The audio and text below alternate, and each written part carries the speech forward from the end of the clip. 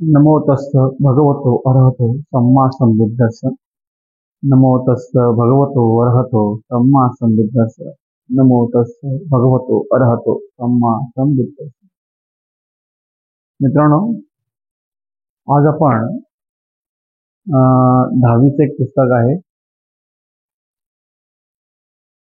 पाली सुगंधावली. त्यातला पहिलं जे चॅप्टर आहे 10 उपासक गुना, ह्यावरती आज आपण थोडीशी चर्चा करणार आहोत. तर पहिलं तर आपण समजून घेऊया की मिलिंद 10 उपासक गुना हे कशातलं चॅप्टर आहे, कशातून घेतलेलं आहे, ते आपण पहिलं समजून घेऊया. पाली त्रिपिटक साहित्यामध्ये 2 प्रकारचे वर्णन आहेत साहित्याचे. हे परत बरेच आहेत, मुख्य 2 आहेत. त्यातलं त्रिपिटक साहित्य आणि अनुपिटक साहित्य. त्रिपिटक साहित्यामध्ये पहिले प्रकार आहेत, त्यातलं विनय पिटक आहे, सुत्त पिटक आहे, अभिधम्म आहे. आणि जे अनुपिटक साहित्य आहे त्याच्यामध्ये येतं अठ्ठगाथा येतात, टीका येतात, अनुटीका येतात. म्हणजे हे 2 भाग आहेत. त्यानंतर मग वंश साहित्य आहे, जे साया सलंकत लिहिलेलं आहे, जे इतर साहित्य ते सर्व आहे ना त्याच्यामध्ये. अनुपिटक साहित्यामध्ये त्याची आपलं बोलू शकतो की त्याच्यामध्ये ते माहिती येते. तर ह्या अनुपिटक साहित्यामध्ये मिलिंद प्रश्न हा ग्रंथ सुरुवातीला येत होता, पण माझ्या माहितीनुसार मला वाटतं 6व्या संगतीनंतर ह्या मिलिंद पन्नाचं जे 3 पुस्तकं, मिलिंद पन्ना, नेपेटकरण आणि पेटकोपदेश अशी ही 3 पुस्तकं आहेत, त्यांचं नंतर समावेश सुत्त पिटकातल्या शुद्धक निकायामधला जे 15 ग्रंथ आहेत त्याच्यामध्ये समावेश करण्यात आला आहे. काही देशांमध्ये त्याचा समावेश करण्यात, काही देशांमध्ये अनुपन्न नाही झालेला आहे. म्हणून आपण सध्या तरी त्यांना अनुपिटक साहित्य असं म्हणतो, पण मग शब्द त्रिपिटक साहित्यामध्ये येतं. तर हे त्रिपिटक साहित्यामध्ये मिलिंद प्रश्न हा ग्रंथ येतो. मिलिंद प्रश्न डॉक्टर बाबासाहेब आंबेडकर असे म्हणतात की प्रत्येक गुरु आणि शिष्याने हे पुस्तक वाचलंच पाहिजे. वाचण्यासारखे म्हणजे कशा प्रकारे प्रश्न विचारावे आणि कशा प्रकारे उत्तरं द्यावी ह्यासाठी हे पुस्तक वाचणं मस्त आहे असं बाबासाहेब म्हणतात. म्हणून त्यांनी त्यांच्या मिलिंद कॉलेजला जे आहे मिलिंद कॉलेज नाव दिलेलं आहे. परत त्यांचे जे उपवन आहे ते नागपूर म्हणून त्याचं दिलेलं आहे. म्हणजे बाबासाहेब ह्या पुस्तकाला खूप मानत होते. त्यांच्या बऱ्याच रेफरन्समध्ये हे पुस्तकांचा रेफरन्स येतो मिलिंद प्रश्नाचा. तर या मिलिंद प्रश्नामध्ये साधारणतः 6 भाग येतात. पहिल्या भागामध्ये पूर्वयोग आहे, नंतर मिलिंद प्रश्न आहे, लक्षण प्रश्न आहे, मेंढक प्रश्न आहे, अनुमान प्रश्न आहे आणि उपमा कथा प्रश्न आहे. मिलिंद प्रश्नाचे 2 भाग येतात, लक्षण आणि विमुक्ती छेदन. आणि मेंढक प्रश्नाचे सुद्धा 2 भाग येतात, एक महावर्ग आणि योगी कथा. अशा विभागामध्ये पुस्तक विभागलं गेलेलं आहे. आता सर्वात महत्वाचं थोडीशी आपल्याला बॅकग्राऊंड सांगता, म्हणजे नंतर आपण या चॅप्टरवर येऊया. मिलिंद राजा हा मुख्यतः मिलिंद राजाचा होता. तो मिनॅंडर, ग्रीसचा जो मिनॅंडर राजा आहे त्याचं नाव मुख्य खरं नाव तर मिनॅंडर, पण त्याचं मराठीमध्ये उपप्रयोग झाला तो मिलिंद म्हणून. त्या मिलिंद राजाला विद्वान होता. आपण त्याच्या पूर्वकथामध्ये जाणार नाही, तर थोडीफार माहिती घेणार. तो खूप विद्वान होता आणि तो प्रत्येक ज्ञानी पुरुषाबरोबर चर्चा करायचा आणि त्या चर्चेमध्ये तो असे काही प्रश्न विचारायचा की समोरचा जो ज्ञानी व्यक्ती होता तो शरणागत यायचा. त्यामुळे थोडाफार म्हणावं की तुला तर थोडा गर्वही झाला होता असं म्हणावं आपण की तो धर्मचर्चेमध्ये उपयुक्त होता म्हणून. तर अशा वेळी त्याची भेट म्हणते नागसेन यांच्यावर होते आणि ह्यांच्यामध्ये जो काही प्रश्न उत्तरांचा जो काही खेळ होतो, म्हणजे चर्चा होते, त्या चर्चेमध्ये भंते नागसेन यांचा विजय होतो आणि मिलिंद राजा हा बौद्ध धर्माचा कायमस्वरूपी उपासक होतो, शरणागत होतो. अशा प्रकारे छोटीशी कथा, म्हणजे विस्तृत कथा आहे, पण मी आपल्याला माहिती देण्यासाठी छोट्या प्रमाणात सांगतोय. त्यानंतर ह्यामध्ये एक आपला जो मेन टॉपिक आहे उपासक गुना, त्याच्यामध्ये आपला हा जो टॉपिक आहे तो खंड 4 मेंढक प्रश्न महावर्गामध्ये येतो. मेंढकारंभ कथामध्ये येतो. 6वा हा प्रश्न आहे की उपासकाचे 10 गुण कोणते. तर भंते नागसेन त्यांना उपासकांचे जे नियम आहेत, म्हणजे आपण काय करतो की साधारणतः कुठेही आपण जेव्हा जातो, म्हणजे कुठला प्रवचन असू दे, कार्यक्रम असू दे, तिथे माईकवरती एक व्यक्ती नेहमी बोलत असतो, सर्व उपासक उपासिकांना विनंती आहे की त्यांनी विहारात येऊन बसावं, त्यांनी धम्मचर्चा ऐकावी. अशा प्रकारचा आपण हा शब्द कंटिन्युअसली ऐकत असतो, उपासक उपासिका. तर उपासक कोणाला म्हणावं आणि त्याच्या अंगामध्ये कुठले गुण असावे ह्यावरती ही चर्चा आहे. जर गुण त्यांच्यामध्ये नसतील तर ते जे समोर बसलेले प्रेक्षक आहेत ते गृहस्थ असतात, आणि ज्यांच्यामध्ये हे जे 10 गुण असतील त्यांना उपासक म्हणावं. अशा प्रकारचं ह्या व्हिडिओतर्फे मी तुम्हाला माहिती देऊ इच्छितो. कारण बरेच जण अज्ञानाच्या पोटी उपासक उपासिका सर्वांनाच म्हणतात, पण खरे उपासक तेच आहेत की त्यांच्या अंगामध्ये 10 गुण आहेत. बाकी सर्व जे उपस्थित आहेत ते सर्व गृहस्थ गृहस्थीनी असतात, ते सामान्य घरातले असं, म्हणजे तसं आपण पाहायला गेलं तर आहे ते. तर चॅप्टर सुरुवात करण्यापूर्वी आपण मुख्य आहे ते 10 गुणांवरती बोलणार आहोत. इतर खूप मोठा धडा आहे, म्हणजे हा थोडा समजण्यासाठी आपल्याला आपण हा चॅप्टर हिंदी, इंग्लिश आणि मराठीमध्ये ट्रान्सलेट करण्याचा प्रयत्न करणार आहोत. आपण सुरुवात करतोय चॅप्टरला. 10 उपासक गुण. 10 इमे महाराजन उपाकस्य उपासक गुणा तत्मे 10 इद महाराज उपासको संघेन समान सुख दुःख होती धम्माधिपत्ययो होती यथा बलं संविभागतो होती जिन शासन परिहानि दिस्वा अभिवड्डिया वायमती सम्मादिठिको होती अपगतको तुहल मंगलिको जीवित हेतु भी न अन्य सत्तारं उद्दिशति कायिकं वाचसिकं चस्य रक्षितं होति समग्गारामो होति समग्गरतो अनुसयको होति न च पुहन वसेन शासन चरति बुद्धं शरणं गतो होति धम्मं शरणं गतो होति संघं शरणं गतो होति इमेको महाराज 10 उपासकस्य उपासक गुणा. अशा प्रकारचं हे पालीमधलं कोटेशन आहे. त्यातले काही शब्द आपण पाहूया जे मराठी त्यांचा तुम्हाला माहिती आहे, मग आपण ट्रान्सलेशनला जाऊया. आपण उपासकस्य म्हणजे उपासकाचे, ही 7वी विभागात म्हणजे ज्या विभक्ती आहेत त्यातला हा एक प्रकार आहे. असं हा जेव्हा प्रत्यय लागतो तेव्हा ती कोणती विभक्ती होते हे जर पाली विभागातील जर विद्यार्थी हे ऐकत असतील तर त्यांनी कृपया कमेंटमध्ये मला ही माहिती द्यावी. नंतर मी देणारच आहे वेगळी पद्धतीने. आपण जेव्हा ग्रामरचा जेव्हा लेक्चर घेऊ त्याच्यामध्ये जी 8 विभक्ती आहेत त्यांचा पण विस्तृत पद्धतीने माहिती देणार आहोत.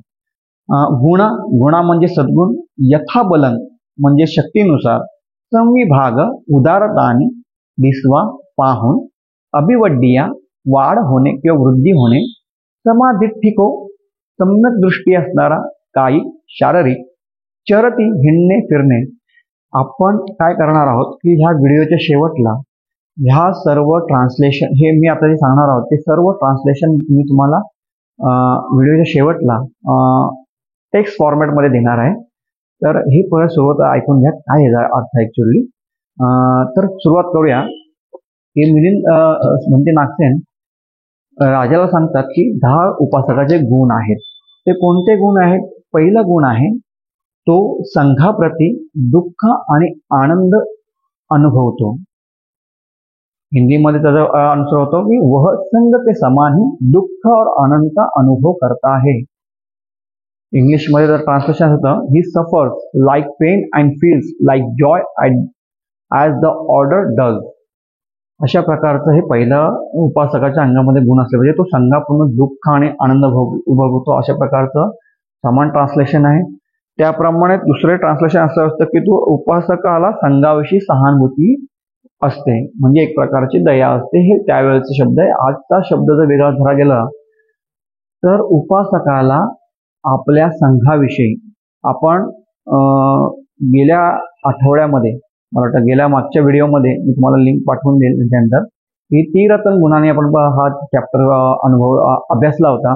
त्याच्यामध्ये बुद्ध धम्म संघ यांचे गुण काय असतात ते आपण पाहिलं होतं. संघामध्ये जे गुण येतात ते गुण पण आपण पाहिलेले होते. ते कुठले गुण आहेत की सुपटिपन्नो भगवतो सावक संघो, उजुपटिपन्नो भगवतो सावक संघो, न्यायपटिपन्नो भगवतो सावक संघो, सामीचीपटिपन्नो भगवतो सावक संघो, यदिदं चत्तारि पुरिस युगानि अट्ठ पुरिस पुग्गला एस भगवतो सावक संघो, आहुणेय पाहुणेय दक्षिणेय अंजली करणेय अनुत्तरन पुण्यंखेतन लोकसाथी. हे संघाचे आपण 9 गुण या मागच्या व्हिडिओमध्ये पाहिलेले आहेत. तर ह्या संघाप्रती तो आदर ठेवतो, एक प्रकारचं रिस्पेक्ट देतो. वेगळ्या भाषेमध्ये सांगायला गेलं तर हे संघ म्हणजे दुःख आणि आनंद भोगतो तर ठीक आहे, इथं जेव्हा आदर देणार तेव्हाच होणार आहे. आज आपण पाहतो की आपल्या आजूबाजूला असणाऱ्या संघाला म्हणजे भिक्खू संघाला आपण जेव्हा भिक्खू संघाला जेव्हा आपण पाहतो, आणि मी तुम्हाला अजून एक सांगितलं होतं की धम्मरथाचे 4 रथ आहेत. पुढचे 2 चाक आहेत ते भिक्खूंचे आहेत आणि मागचे 3 चाक आहेत ते उपासकांचे. म्हणजे हा एक प्रकार एक संघ माझ्या मतानुसार आहे की तो जो पूजनीय संघ आहे त्यांच्यासाठी जे आदरयुक्त आहेत, आम्हाला जे आदरयुक्त आहे, उपासकांचे आदरयुक्त ते भिक्खू संघ आहेत, त्यांच्या मार्गदर्शनावर आम्ही चालतो आहोत. तर अशा भिक्खुणी संघाला आम्हाला आदर देणं खूप गरजेचं आहे. त्यांचे जे सुख दुःख आहेत त्यांच्यासोबत आपण राहणं गरजेचं आहे. त्यांचे जे सुख दुःख ते आपण अनुभवणं गरजेचं आहे. अशा प्रकारचं पहिलं गुण उपासक आणि उपासिकांमध्ये असलं पाहिजे. दुसरं आहे तो धम्माला आपला गुरु मानतो किंवा तो धर्माला सर्वोच्च स्थानी मानतो. हिंदीमध्ये वो धर्म को अपना गुरु मानता है. He takes the doctrine as his a master. He takes the doctrine of his a master. म्हणजे तो धर्माला आपला गुरु मानतो. आपल्या आयुष्यामध्ये बरेच गुरु असतात. आपण धम्माची पण व्याख्या पाहिली आहे गेल्या आठवड्यामध्ये.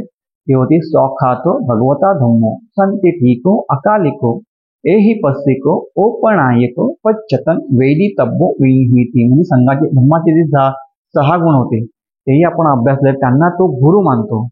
एक प्रकारचं उदाहरण घेण्यासाठी तर जे काही धम्मामधले काही शील आहेत, अष्टशील आहे, पंचशील आहे, दशशील आहेत, त्यातले जे वारीत आहेत, जे सारित शील आहेत, ते काय करायचं आणि काय नाही करायचं ह्या संदर्भामध्ये आपण माहिती घेणार आहोत. घेतलेली असेल मागच्या व्हिडिओमध्ये.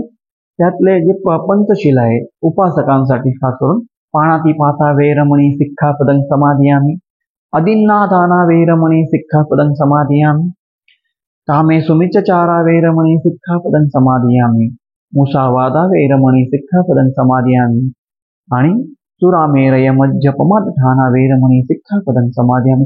हे जे धम्माचे काही गुण आहेत ते आम्हाला सर्वश्रेष्ठ आहेत.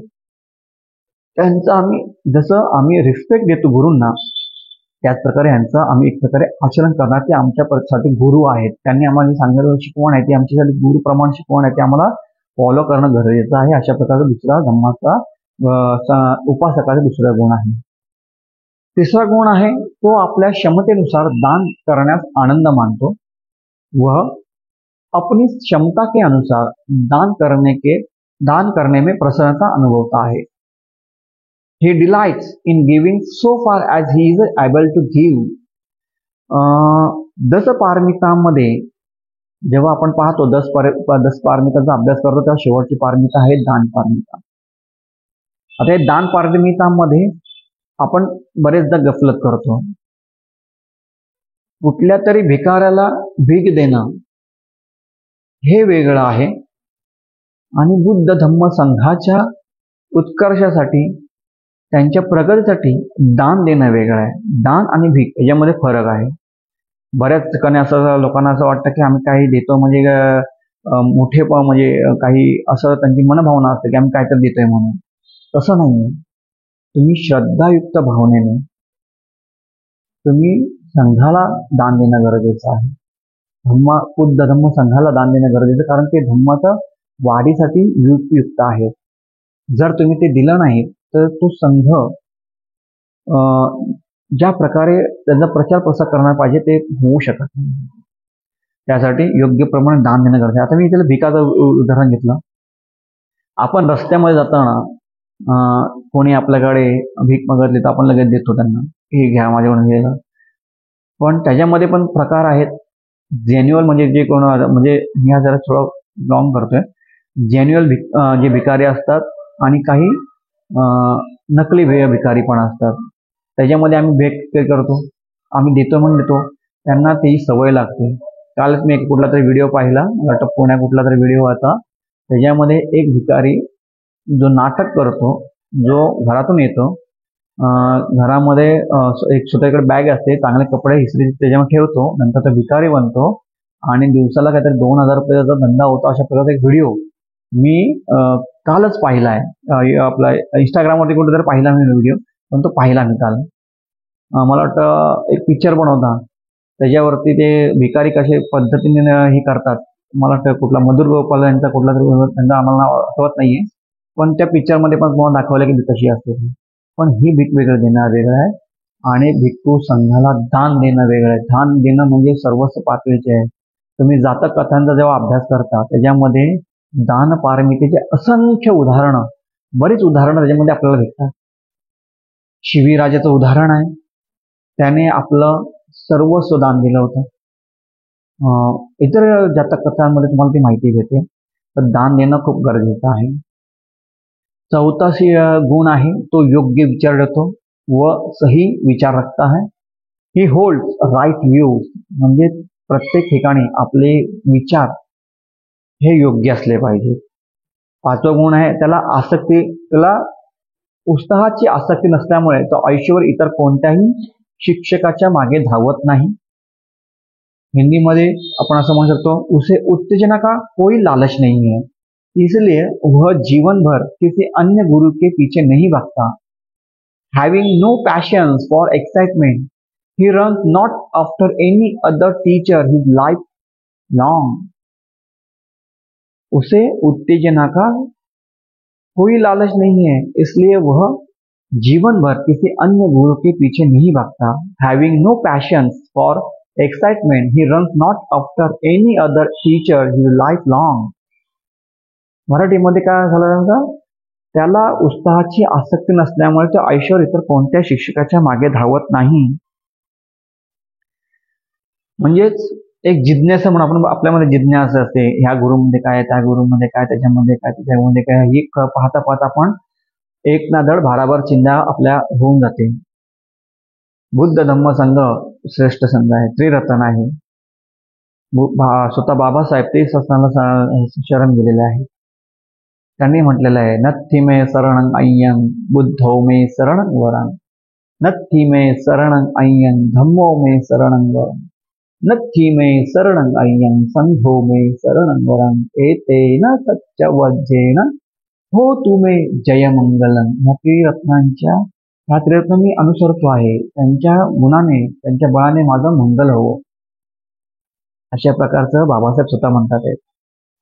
आपणही कधी कधी बंधना सुरू असताना ते म्हणतो, पण कधी कधी आपल्यामध्ये जिज्ञासा एवढी असते की ह्या गुरुमध्ये काय आहे, त्या गुरुमध्ये काय आहे. आज आपण बघतो समाजामध्ये असंख्य बाबा झालेत, असंख्य ढोंगी बाबा झालेले आहेत.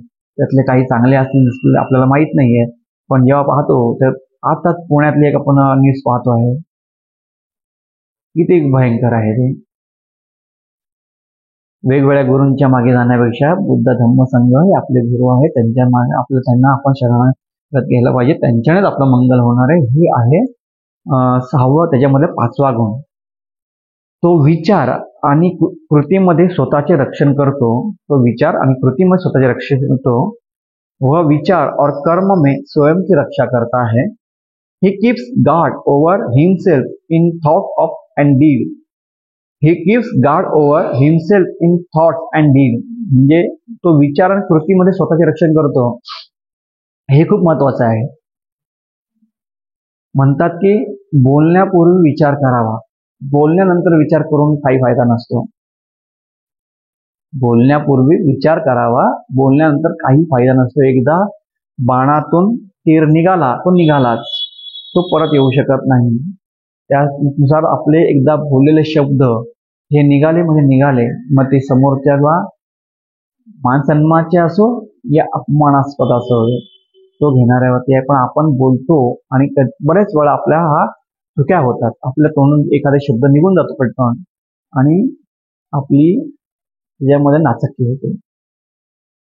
त्यासाठी भगवान म्हणतात की सम्यक सती आपल्यामध्ये असले पाहिजे, चित्ताची जागृत अवस्था असली पाहिजे. जर चित्ताची तुमच्या जागृत अवस्था असेल तर तुम्ही कुठलाही विचार आणि तुमच्या कृतीमध्ये तुम्ही स्वतःचे रक्षण करू शकता. आपण बोलतोय, करतोय, मनामध्ये दुसरंच चालू आहे, तोंडामध्ये दुसरंच चालू आहे, अशा प्रकारचा विचार नाही. जेव्हा आपण विचार करतो त्या विचारानुसार त्याच्यामध्ये आधी पूर्णपणे त्याच्यामागे खूप बोलण्यापूर्वी खूप मोठा विचार असणं गरजेचं आहे. मी बोलतोय ते योग्य बोलतोय, मी बोलतोय त्याच्यामुळे माझं कोणामध्ये दुसरं दुखणार तर नाही ना. म्हणून तर आहे मुसावादा वेरमणी शिक्षापदं समाधी. मी खोटं बोलणार नाही, मी चहाडी चुगली करणार नाही, मी व्यर्थ बडबड करणार नाही, मी दुसऱ्याला दुखेल असं बोलणार नाही. अशा प्रकारचा मुसावादा वेरमणी आहे.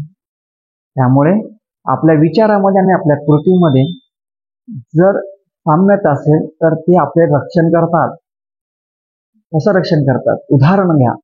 तुम्ही एखाद्या मीटिंगमध्ये बसलेला आहात, तुम्ही विचारपूर्वक न बोलताच बोलत गेलात, आपली कृती करून गेलात, तर काय होणार आहे?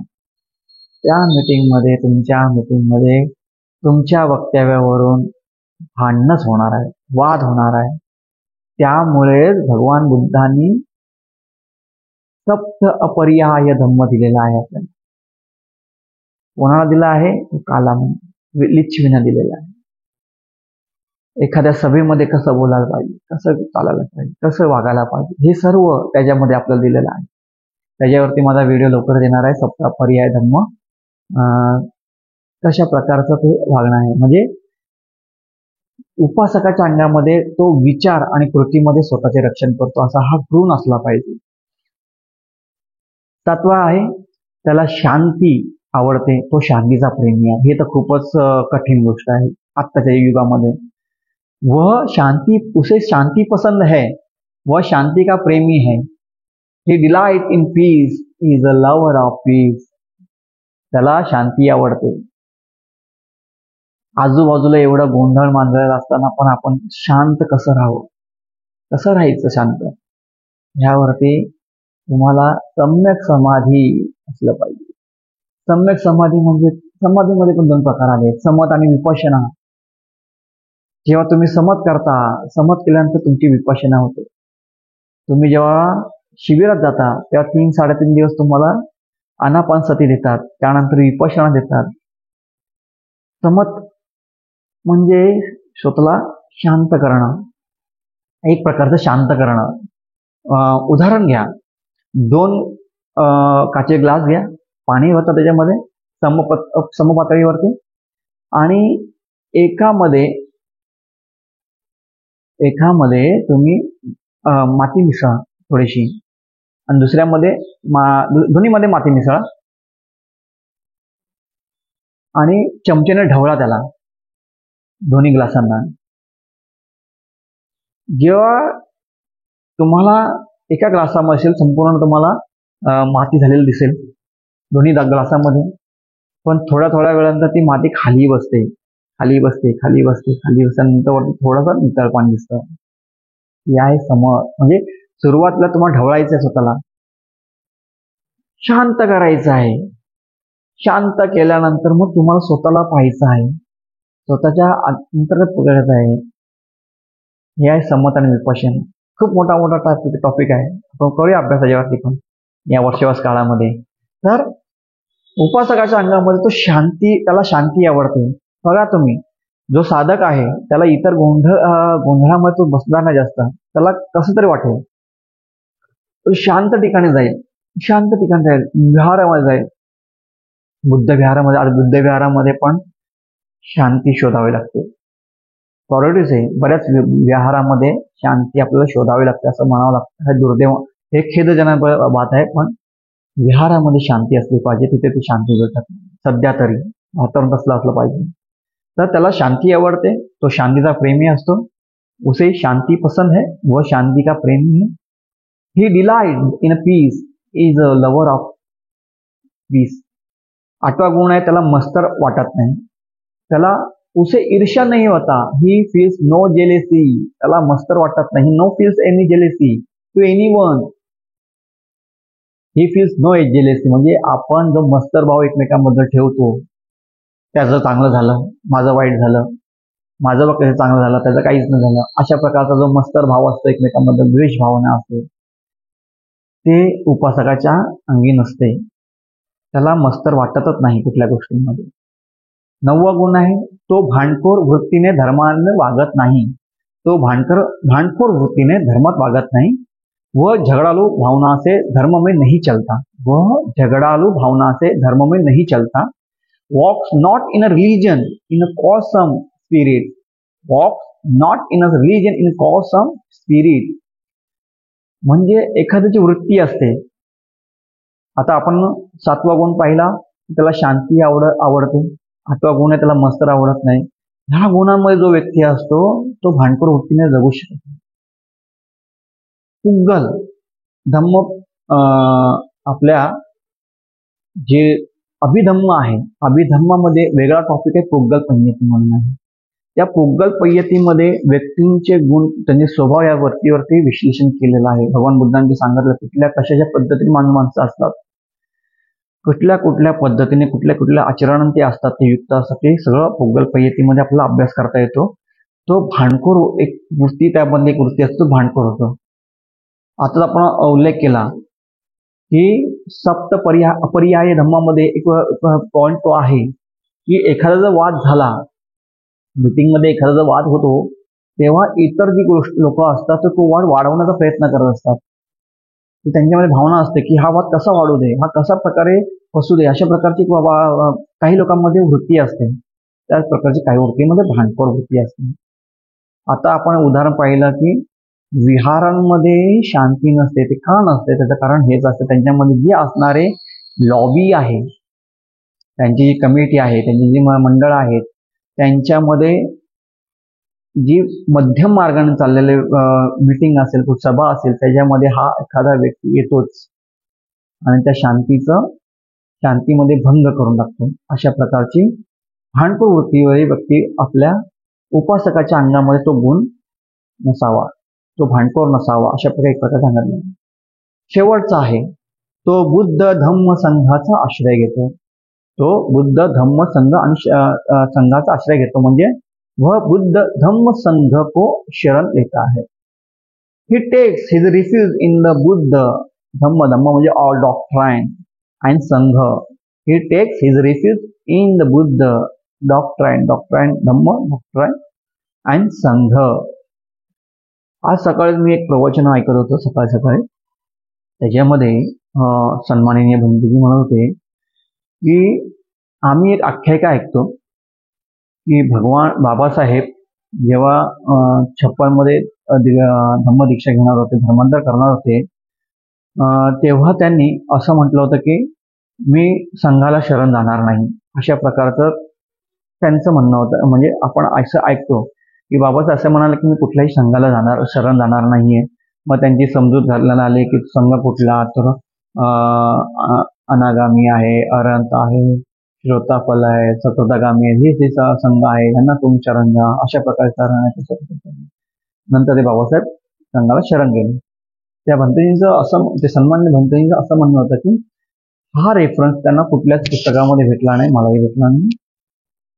त्यांचं काउंटर फाईल असा होता, म्हणजे काउंटर मुद्दा असा होता की बाबासाहेबांनी 56-50 नंतर बुद्धांच्या धम्माचं पुस्तक, म्हणजे माझं ह्याच्यामध्ये मत असं की मलाही असं वाटतं की बाबासाहेबांनी 50 नंतर हा ग्रंथ लिहायला घेतला. कुठला? आपला बुद्धांचा धम्म, द बुद्धाइन धम्म. त्याच्यापूर्वी बाबासाहेब प्रस्तावनामध्ये लिहितात की मी 35 वर्ष, ह्या 35-40 वर्ष मी या धम्माचा अभ्यास करतोय. फ्रॉम द बिगिनिंग ऑफ, म्हणजे केळुस्कर गुरुजींनी त्यांना जेव्हा पुस्तक दिलं त्यापासून मी अभ्यास करायला सुरुवात केलेली आहे.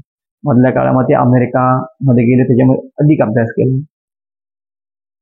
त्याच्या आधी, म्हणजे बुद्धांचा धम्म लिहिण्याच्या आधी बाबासाहेब लिहित होते भारतीय राज्यघटना लिहित होते. त्यांचं एक स्टेटमेंट आहे की ते म्हणतात की मी जेव्हा ही घटना लिहित होतो की तेव्हा माझ्या समोरासमोर बुद्धांचा धम्मच होता आणि ते विनयपीठक होतं.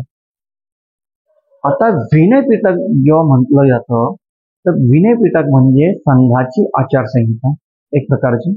त्याच्यामध्ये 227 नियम हे भिक्खूंना आहेत, 311 नियम हे भिक्खुनीला आहेत. तर ही संघाची आचारसंहिता आहे, ज्याप्रमाणे संघ चालतो. त्यांना माहिती आहे की संघ ह्या आचरण करतो, मग तो पूजनीय असणार की नाही. चंद्रमणी भिक्खूंनी त्यांनी बोलवलेलं आहे.